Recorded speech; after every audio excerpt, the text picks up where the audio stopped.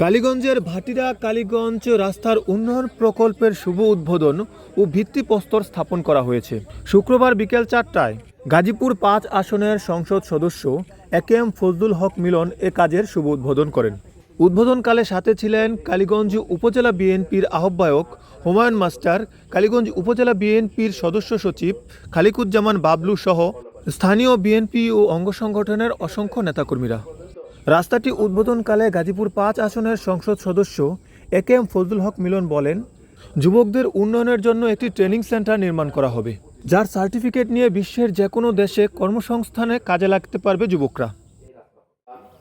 যে সম্ভাবনা আছে একটা কারিগরি প্রশিক্ষণ কেন্দ্র শিক্ষা প্রতিষ্ঠান এখানে করতে পারি, তো এটা আমি কথা বলছি, আশা রাখি হয়তো করতে পারবো, এটা বিশ্বাস আছে আর কি করতে পারবো। অনেক বড় প্রজেক্ট, অনেক, তো সেটা করবো, সেটা কথাবার্তা বলছেন। বাবলুর সাথে কথা প্রসঙ্গে বলে ফেলছি যে 10-15 বিঘা জায়গা লাগে এটা করতে। এটা এমন একটা প্রতিষ্ঠান যেটা না হলে কেউ বুঝতে পারবেন না।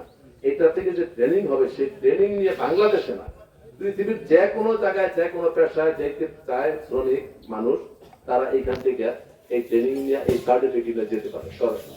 এই প্রতিষ্ঠান এরকম একটা প্রতিষ্ঠান, এটা টাকা সর্বশেষ দিয়ে মনে হয় যে প্রায় 400 বা 500 কোটি টাকার মতো এটা মানে পরিমাণ।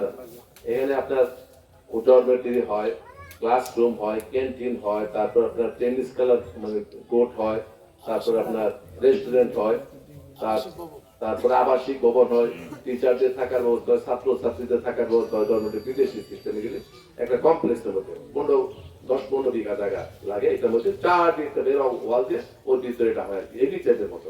এটা খুবই উন্নত মানের এবং অনেক ফরেনাররা আসে এখানে, আসে তারা ট্রেনিং দেয়। বিভিন্ন জায়গায় টেনিস ইন্সট্রাক্টর আসে, বিভিন্ন দেশ থেকে আসে, প্রকৌশলীরা আসে, বুয়েটেরা আসে, এরা এখানে শিক্ষকতা করে বা ট্রেনিং দেয়। এটা খুব উন্নত মানের আর কি, খুব কস্টলি, এবং করতে গেলে খুব যথেষ্ট সরকারের কাছে যথেষ্ট ধর্ণা দিতে হয়, করতে হয়।